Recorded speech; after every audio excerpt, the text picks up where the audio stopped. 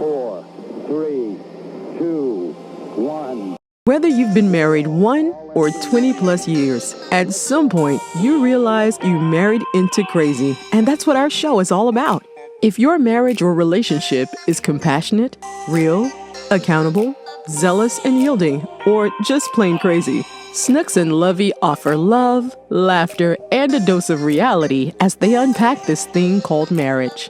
Sit back, relax, and get your ear hustle on. It's time to start the conversation. Welcome back to another episode of the Married into Crazy podcast with Snooks and Lovey. I'm Snooks. And I'm Lovey. And you could be doing anything, and we're grateful that you're here with us today. Mm-hmm. Now, this is a podcast for those that are married, in long-term commitments, and those that are thinking about getting married. So basically for anyone. For absolutely anybody in a long-term committed relationship. Look, if you're not familiar with the podcast, we're a couple that have been married for 28 plus years. Mm-hmm. And we've been through some things. Mm-hmm. Started off when, before we even said I do, this young woman's ex-boyfriend stabbed me through the heart because he was so upset that I stole his woman. No, actually, they hadn't been together. That is not what happened, but okay. They hadn't been together for a minute, but we got engaged. And 5 days after we got engaged, mm-hmm. I got stabbed through the heart because he broke into her home, attacked her. I saved her because that's the kind of guy that I am. Knight in shining armor. Amen. And the knife went all the way through my heart. Mm-hmm. So I had to have 2 open heart surgeries. Yep. Again, before I ever said I do. Mm-hmm. And then you think, okay, we made it. Obviously, I made it. I didn't die. And so then we got married. And you think, okay, you know what? Disney story. We made it. Everything got better. Nah, why don't you tell them what happened 4 years later? So 4 years later, on our anniversary dinner at Morton's Chicago Steakhouse, I always have to throw that part in because that's important to Lovey. Because it wasn't Taco Bell. It wasn't like, because why would we ever go to Taco Bell for our 4-year anniversary? When you hear what happened, you're going to feel like, well, you should have went there. So 4 years later, on our anniversary, I told Lovey I wanted a divorce at dinner. Should have went to McDonald's, right? Well, I mean, I didn't plan on it. It wasn't like I said, I'm planning to do this. It just kind of, just came out. So I told him I wanted a divorce. Obviously, we did not get divorced. We are still here. But during that process of, we had to figure some things out, how to reconnect, how to work ourselves back together. And a lot of the resources that we were looking for, we didn't necessarily find that suited us. We did do marital counseling, coaching. We connected with a very intricate family member who their marriage was something that we aspired to be. I guess what #relationship goals. That's kind of what they were. I mean, exactly. in all honesty. But during the process of us finding each other again, we figured out that there's just some things that that we missed out on, some things that we need, and we started, I guess, founding those things, not necessarily coming up with, we didn't understand that we created crazy back then. So if you don't know, Married into Crazy, crazy is an acronym, and it stands for? Compassionate, real, accountable, zealous, and yielding. Right. So we learned those traits, and we developed them, we perfected them, and now we have crazy. And so that's what Married into Crazy is all about. We wanted to become a North Star. We wanted to become that couple that we needed when we were going through things. Mm-hmm. And so as a result of that, created this podcast. And so what we do in this podcast is talk about all things marriage, all things relationship. And we try to bring you value in the form of, I'm sorry, go ahead. Not just our experiences, but also bring you subject matter experts in a variety of different ways that contribute to successful, happy, joyful, peaceful marriages, as well as other couples that have interesting stories about how they made it through their challenges and went from, trials to triumph. So, but I wanted to be kind of clear. We didn't start, Married and Crazy did not come into fruition until 2018. So it wasn't like as soon as we got back together, figured the thing out, we were like, oh, let's do this podcast. Now let's start this coaching company, whatever it is. 16 years later, that's when we, decided that, And it was because a lot of couples that came to us. So we have a lot of certifications that go along with that. Extreme Execution Coaching by Dr. Eric Thomas. ET is a good friend. And he even came and spoke at our marriage conference last year, our very first marriage conference in Sacramento. This year in February. This year. I keep saying last year because it feels like that. And the next conference is coming up on February 6th and 7th of 2026 in Sacramento. But for all the things that you want to learn about Married Into Crazy, make sure you go over to marriedintocrazy.com. And you can see all the different things that we do. But right now, go ahead and hit that subscribe button, hit that like button, and let's get into it. So like we said, we bring you subject matter experts on a lot of different things. But this month, it's June of 2025, and it is Men's Health Month. Thank God. She said, thank God.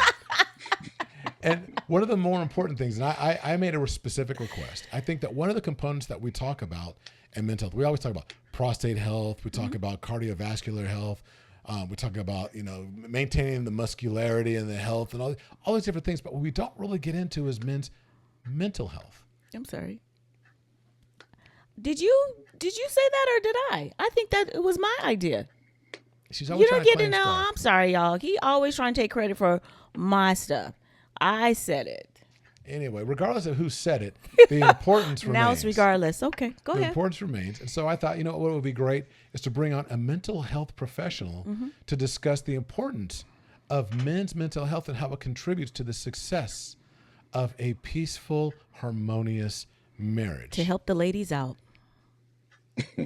To help the ladies out. Well, look, you know what? We're about to get into an argument. So without further ado, I'd like to welcome our guest today, and that would be Mr. Kevin Tanner of Next Steps Therapy out of Sacramento, California. Mr. Tanner, welcome to the Married Into Crazy podcast. Happy to be here. Been waiting for the invite. I'm so happy to get. Was laying in the cut. So I'm glad to be here. So, tell us a little bit about yourself.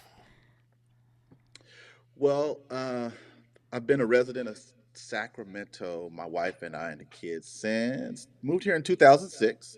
Okay. And I have been in the mental health profession for more than 30 years at this point. Own a business, Next Steps Therapy here in Sacramento that I opened up in 2015. That is, we'll call that my side hustle. Also work for the state as a program supervisor in parole and supervising clinicians, mental health clinicians that are providing mental health services to parolees by day. And then I do my Next Steps Therapy and see clients usually in the evenings and on the weekends. I find mental health a passion. It's not work at all for me. I feel like I've been doing it really my whole life. I just didn't know it. I've always been that dude that people come to and feel comfortable talking to about whatever.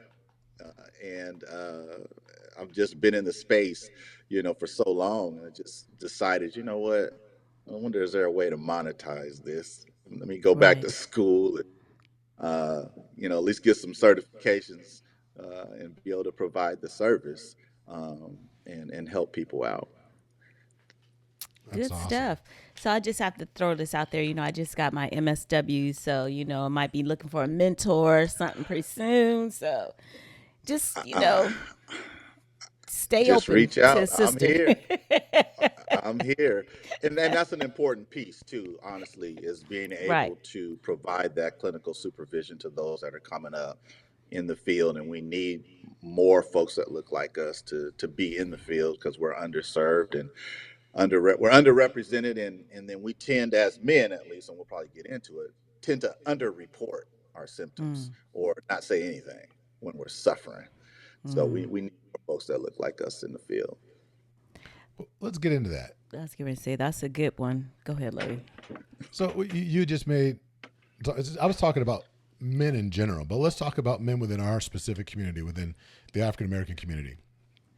He said that not only are we underrepresented when it comes to this particular, clinical aspect, but within our community, would you say that African-American men just really don't deal with our mental health? I know it's a broad statement, but My answer to that is yes. We don't deal with it. We kick it, kick the can down the road. We bury it typically.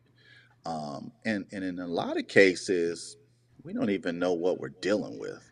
It is a matter of just not understanding what mental health is. So education is important to, try to, put a name to some of those feelings that we feel and some of those moods that we're experiencing. I think the underreporting of symptoms is a thing, but also just not knowing, hey, what is this? I don't understand it. And as men, um, there's that no fear component too, of just being manly and not being a punk. Kind of keep right. on Right. keeping on, uh, and not kind of causes anxiety is what it causes, and we just don't do a good enough job of leaning into it. And that's where I come in. I think, hopefully, a lot of the clients that I see, especially the men that I see, try to help them lean into it, provide that safe space to say, hey man, it's okay. I'm a man too. I'm a therapist, but I have a therapist, somebody that I Right. see. Mm-hmm. And it's important to lean into it, but also, get educated on it. And that's what Yes. I try to, that's a big part of what I try to do. Yes. That's interesting because I think it's important, and I know we're going to get into the aspects and how it affects marriage, but I think something that needs to be really underlined is you're talking to a big part of what you do professionally is that you're working with men, and you said the probation aspect of it, right? And you've worked in the past in the prison system. How much? I think this is just your opinion. We're not looking at statistics and so forth. If we had on the on the front end, preemptively, proactively, if we could educate our young men, our young boys, more about having healthy, I guess, attitudes towards mental health, and educating about really putting in some precursors to really just building up ourselves mentally, do you think we would have such a large presence in the prison system? Short answer to that, I think the numbers would be reduced for sure, because a lot of what happens in what I've seen is a lack of emotional regulation, which, Mm, meaning just literally being able to regulate and know what you're feeling, and having, I call it putting a pause in your life, being able to be in a situation and not react to it, but respond to it. So there's a lot of overreaction that happens, that with the youngsters and even with the older guys too, that ends up putting themselves in positions that uh, could land them in the legal system.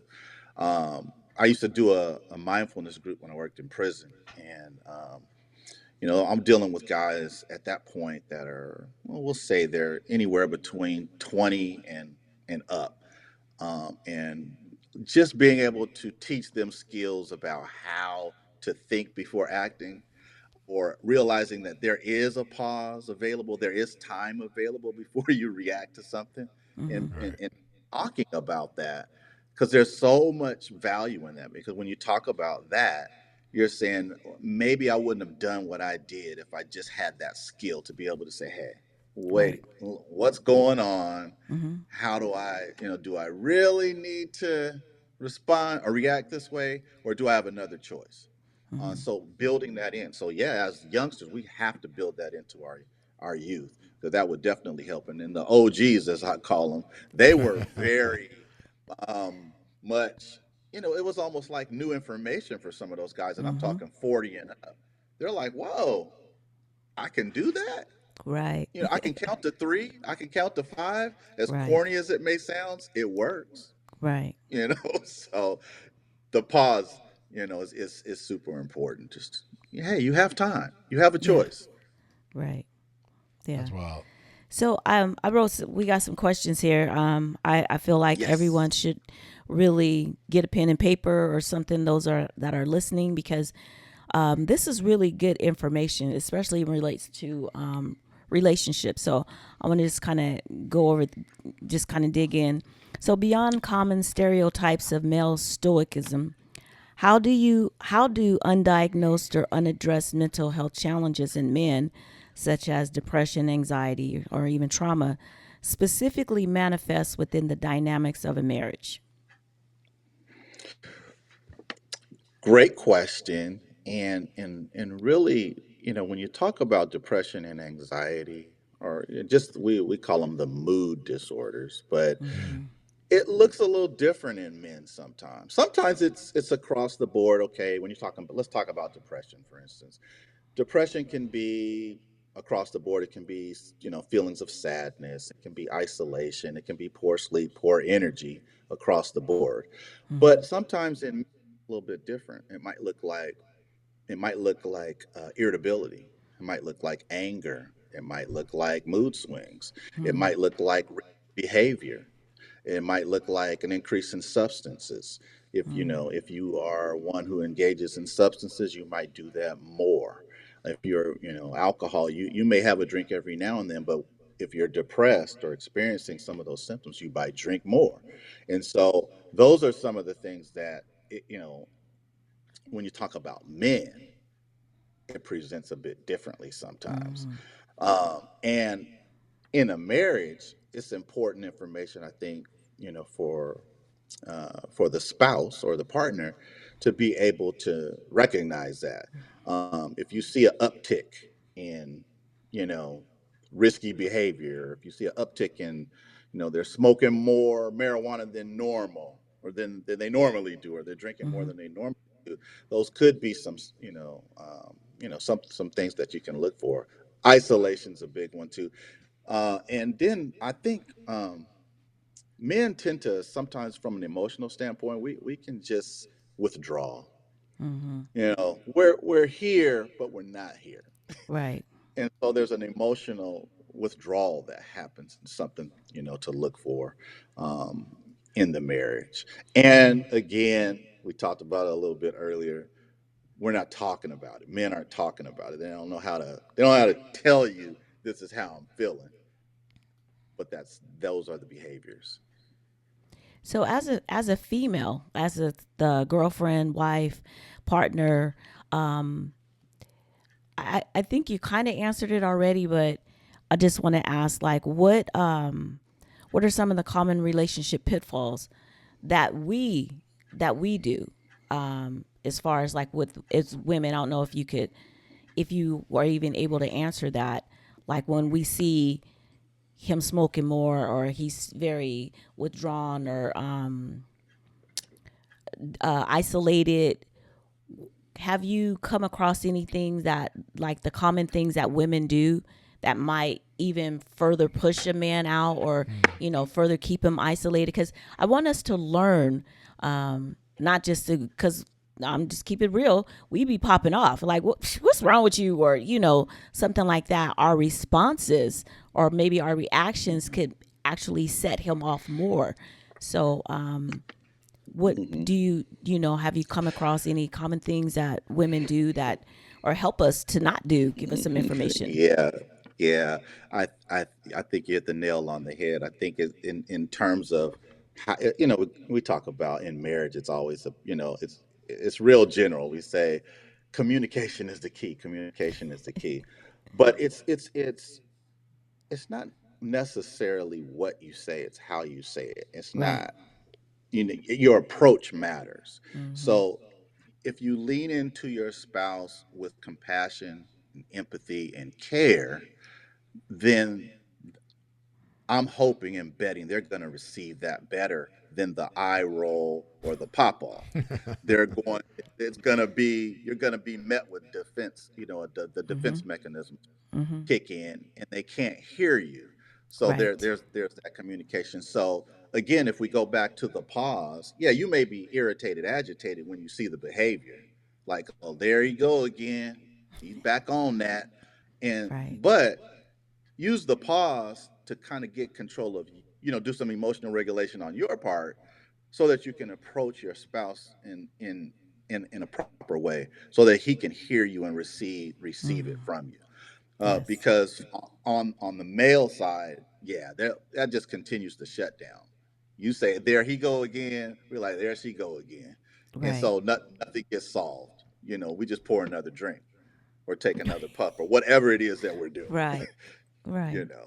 So yeah, just approach each. It's that's care and compassion, care and compassion, and one of the things that happens with depression too is it just saps your energy, and Mm-hmm. it zaps your capacity sometimes. So sometimes you don't have the bandwidth to be nice and give that care, that compassion, you know. So in those cases, it's like until you're able to take a pause. If the Mm-hmm. pause is 5 minutes, okay. If the pause is, I'll talk to you later, but take the pause so that you can approach it because you care about that person, you love that person, you want to see them get better, you don't want to push them away. Right. You know, thank you for that. And earlier today, I actually had a conversation with one of our clients, and the question came up regarding the fact that they're going through a lot of stuff. There's an individual that's bought a beautiful home, getting married. They're talking about having children. They're both caring for aging adults, aging parents, and and they're both about to buy a brand new car. There's a lot of stuff that's going It's a on. lot. So the question came up about from the wife or the future wife that what can you do to proactively make sure that all these stressors that are happening aren't going to make you snap? You know, and he's like, I'm fine, I'm good. I go to the gym. Mm. I handle mine. I might go for a run or whatever. And she's like, well, let's see if there's anything else just to make sure. And so we got into this conversation about how do you know that you might need something when you feel fine? And I had likened it to a house of cards Hmm. where, if you're building a house of cards, it's just 52 card deck. And as you're building the base of cards, everything's fine. All the cards are exactly the same until that one card that's no different than all the other cards. When you add it, then the house crumbles. Right. The question I'm posing to you is, how do you know when it's time to actually seek assistance when you feel like you've been fine or you've been conditioned to take on all these stressors and feel like you're fine? I think when you say conditioned to feel that way, I think that's the key. Th- it's not real. You seem to be handling things. You're hitting all the marks. You're checking all the boxes. You're clearing all the tabs. But how are you really? So being honest with yourself, I think and have found that I call it a mental health check-in. So you need to be checking in with yourself on a daily basis. When you wake up in the morning and you get out of bed, you can use a 1 to 5 scale if you want. One, in terms of, one is I feel terrible, five is I feel great. But when you can wake up in the morning and kind of check in with yourself, how am I feeling? How am I functioning? Um, and be honest with yourself, because a lot of times I think we absolutely just don't. We're just not honest with ourselves about it. And men, we do this. We stuff a lot of stuff. Stuff our feelings, right? We take it and we just throw it away. We put on our mask and we go out and we say, I'm fine. And you might be going to work, you might be hitting all the marks at work, paying the bills, and yeah, you're going to the gym. But how's your mental health? When Right. I see people, that's one of the first questions I'll ask. So, how's your mental health? And I want them to engage with me, but meaning I need you to be thinking about that. How are you really feeling? Or are you just saying you're feeling good? Now ultimately, if you're really feeling good and you're taking care of yourself and you pass that mental check-in, that mental health check-in that I'm talking about, and you're being honest with yourself, okay, fine. Because we don't want to create problems where there's none. but we do need to be honest about, yeah, I might be hitting all the marks, but I'm a little frustrated in my marriage right now. I wish my wife would XYZ, or the kids are, I wish I didn't have to pick up the kids all the time. Whatever, you got to be honest about that stuff, because those are the insidious things that can get in there, and over time they'll overtake you. You'll look up and you'll be like, what happened? Well, a little bit at a time, just like water dripping. Eventually, it's gonna fill up the pot. Eventually, so you gotta pay attention. I hope that makes sense. But that's That's really a that's ticket. gold. Yeah, that's good. How can, and as a couple, we talk about, you talked about the pausing and instead of responding, instead of reacting. How can we as a couple maybe collaborate together on dealing with mental health issues, like for Lovey, let's just say he's I don't know, having a bad day, or That's gotta be Lovey. Why Lovey because gotta have a bad because it's day? men's. Oh, that's right. It's That's right. men's.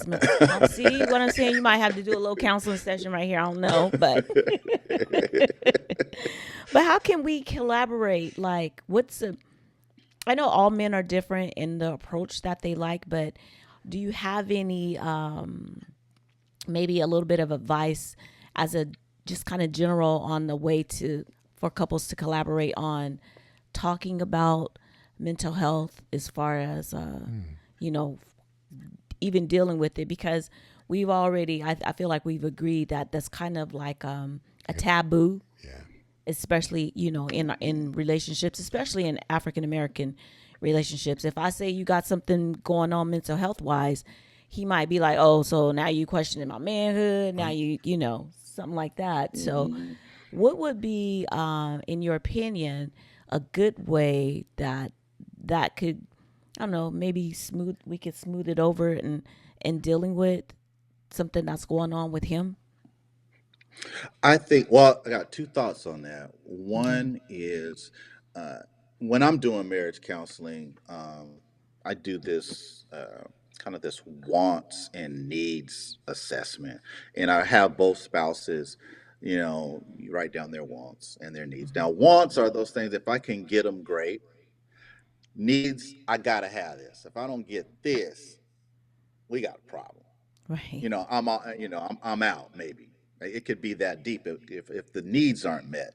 So I think spending time doing that, each of you do it, and then come together and talk about it. So now I know what you need, you know what I need, you know what I want, and you can kind of work from there. But the other thing, I think that's collaborative and could be helpful. It's really a business model. And if you think about marriage, I've been married 20, me and my wife been married 25 years and been together off, you know, since high school we met, Wow. and we've been together for 28 years. So we got some time in grade here. And one of the things I think that's helpful, is, we call it a SWOT analysis. So strength, weakness, opportunities, and threats. So looking at the marriage as a business, and you guys are business partners, if you look at it that way, you need to spend some time talking about what's the strengths of what we got. What are some of the weaknesses? What are some of the opportunities? And then, of course, what are the threats? And I think when you spend time doing that, it draws you closer, and you also get to understand each other more. And some of those things will come out, in that collaboration when you do that, especially. Around the opportunities and the threats. Sometimes what I have found when people are writing down opportunities, if they're having trouble writing down, or locating or identifying some opportunities, that could be, doesn't necessarily mean it, but it could be a, a mood problem, because if you're not feeling you have the opportunity to do anything, that just could be like, the beginning of maybe some depression, or something's kind of kicking into something to pay attention to. And then, of course, the threats. Maybe drinking too much is a threat, or smoking too much is a threat, Too much bingo is a threat. Whatever the threats are, they need to be identified. And I think that's all helpful. Coming back to communication, we always say, "Oh, communication is the key," but what does that look like? Like, and Right. how do we communicate? Right. Um, this is some how. That's some good how options there. Both of those things really work well to just kind of tease out and pull out some of those things that may be, we'll call them, hiding in the cut. You know Right. what? I love that because particularly when you talk about the opportunities and the threats, those are the manifestations, right, of something underlying, some challenges. Hmm. And then rather Hmm. than saying, you need to go see a therapist, it could be like, okay, well, here's some opportunities and threats. And if you can identify that, have some conversations, then you can, I won't say slyly, but then easily say, maybe it's time to talk to somebody about why these things are happening, why there's these threats that are happening, or why there's these weaknesses within our particular relationship or our union. Um, and then it's not so much you're the problem. It's more about The thing is a because problem. we're analyzing our marriage, right?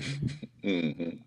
It's not you, it's not me, it's our marriage, Mm-hmm. It's and we need to us. talk to Yeah. somebody. And so it's a kind of a neat way to say we're taking our marriage in to the shop, to the mechanic to get looked at. Hmm. I like that. Yeah.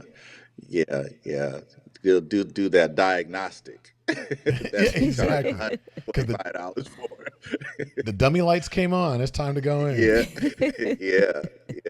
Yeah. Yeah. But No, I I mean, just think I again, think we don't go do ahead. that enough. We don't do Mm-hmm. that. We talk about communication, but we don't know what it looks like.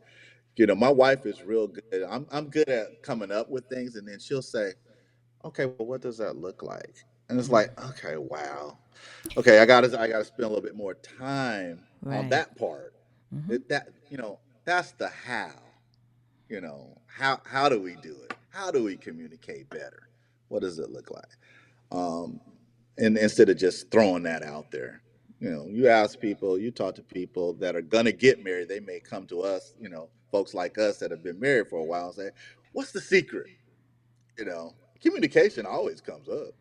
Right. Make It sure you does. touch at night, stuff like that. Okay. That's true. So Yeah. So all these things that we're talking about, mental health, and again, because that's the topic for the month, men's mental health specifically. Specifically. If we don't handle all these things, we know that men are pretty much performance driven for the most part. We like to show up and show out, do our thing, and particularly when it comes to intimacy. hmm We always say, there's always that what's the word I'm looking for? A stereotype that men want to, always want more sex than the wife and what have you. But if hmm we have these challenges that are taking place, and there's these, we're like you said, stuffing stuff away. We're stuffing stuff, meaning like we're taking all these challenges and these things, and we're just filling the pressure cooker without really addressing it. How does that impact our ability to be intimate with our spouses? that's one of the things that actually impacts men quite a bit. Actually, when all of that stress is there, decreased libido, and decreased, physical intimacy, touch. All of those things are manifestations of the pressure cooker being being too much. Um, and so again, that is why it's so important to, let some of that steam off by taking better care of ourselves. We talk about, you know, working out for instance. That's one thing. A lot of us work out, or we go to the or we want to work out, or we have that in our head. I have a membership myself that I'm they're stealing money from me. I don't go as much as I need to. But that's just one way you can take care of yourself. I think really, looking, and I think it's all. I'm a list person. I think it's good to write stuff down, or if you're not a writer. Put it on your phone, put it in on your laptop, but get it down so you can kind of begin to build a list of ways to take care of yourself, so that you can reduce some of that stress, that stuff, that unspoken stuff that's just there.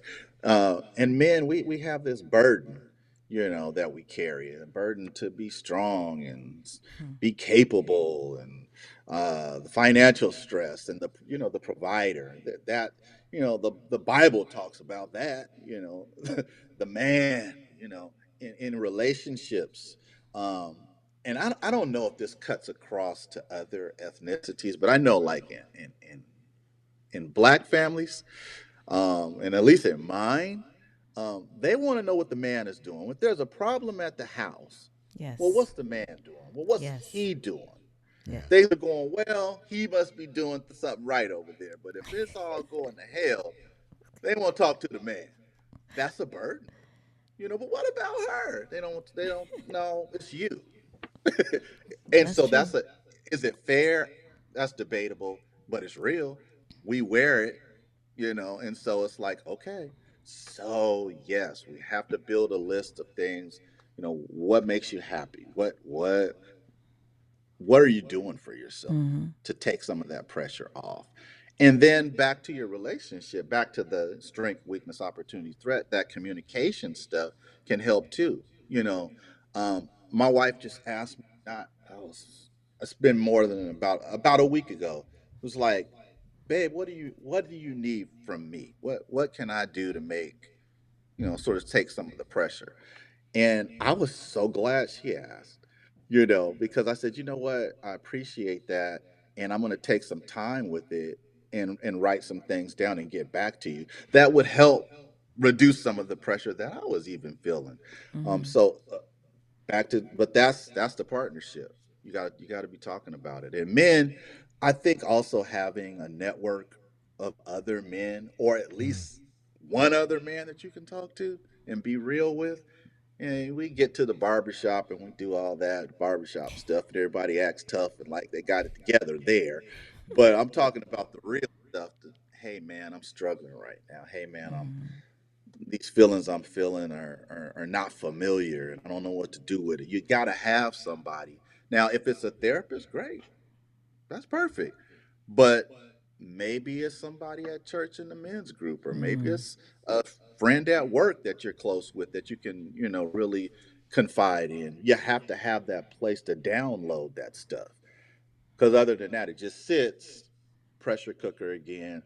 And we all know after a while, a pipe will bust with too much pressure. And a Mm-hmm. lot of times that's what we see happening in our men, is that they're just overwhelmed and they don't know what to do with it. Yeah. That's good. A That pipe was will good. burst with too much pressure. And I think that's what we're seeing, man. A lot of men are just, they're bursting, and they're bursting within their homes. Hmm. And it's causing discourse, and divorce, and absenteeism, and it's showing up in Hmm. so many different ways. Mm-hmm. And that's the goal, is to really stop that. That's why we wanted to have you on. We truly appreciate your time. We want to be respectful of it as well. I think you've added a lot of value today. I think you've given, Definitely. hopefully there's men out there. Hopefully there's spouses out there. Look, Mm-hmm. anyone that's watching right now, that's listening right now, if you're getting value, think of that person that you know, that you love, that you care about, that you're thinking to yourself, and you've already probably thought it, like, oh my God, so-and-so should be listening to this. Mm-hmm. Send this episode to them. Not because you want to point a finger at them, but because you care about them, right? You want to get this in their hands. And to be honest with you, look, we're being altruistic. We want to get this in their hands as well, but we also want to increase the listenership for Married into Crazy podcast. Being very honest, because the more Absolutely. that we get listeners, it actually increases discoverability on whatever venue that you're listening to or watching on as well. Mm-hmm. And in order to do that, that way more and more people can actually improve their marriages and their relationships as well. So, Kevin, how can people actually learn more about you? Tell us about where to reach you, where to learn more about you, your socials. Are you accepting clients? Where are you located? I am located in Midtown Sacramento on 30th and C Street. And I offer in person or video options in terms of the how we deliver the therapy. I am on Instagram at Next Steps Therapy, nextsteps.therapy on Instagram. Also on Facebook, uh, same Next Steps Therapy. You can hit me on email as well. We can converse that way. Next Steps Therapy, all one word, followed by the number 2 at gmail.com. I'm old school, so the phone works really well too. That's 916-549-7802 if you want to give a call and we can discuss what I do a little bit more and some options that may be available to you. I'm trying to do more on social. It's something that I desire to do. So I do videos. I'm starting to ramp up on the videos on Instagram. Those are called mental health moments, and doing some stuff on there specifically this month for men's, being June being Men's Mental Health Month. But those are ways you can get in contact with me. I am, in terms of whether I'm accepting clients right now, that ebbs and flows. Right now, I am not, but there's always openings down the road, and I'm more than willing to consult and educate. So you can definitely reach out, and I'll be happy to work with you. And eventually, we can probably work you in to some therapy if that's what you desire to do. So just real quick, I know that we talked about your grad school and certifications and everything, but are you a LCSW or LMFT? I'm a LCSW. Okay, Yeah, I think licensed that's. clinical social worker. Yeah, Thank you. for those who may Yes, not know the because we acronym. should have actually said that being an LCSW, especially in California, is no easy feat. So that is something that we need to make sure that you are acknowledged about. So Yeah, I Sounds like you appreciate might it. need to take on an associate clinical social worker to assist with some of the burden and, expand some of your offerings. I'm just saying. I know it really, know, you know, you know what you know. I'm just saying I know one. I'm Oh, not you going. know really what though? I want to know what you know about her. She good. She real good. Uh-huh. Hey, look, we appreciate you, Kevin. Thank you so much. You've added a lot of value.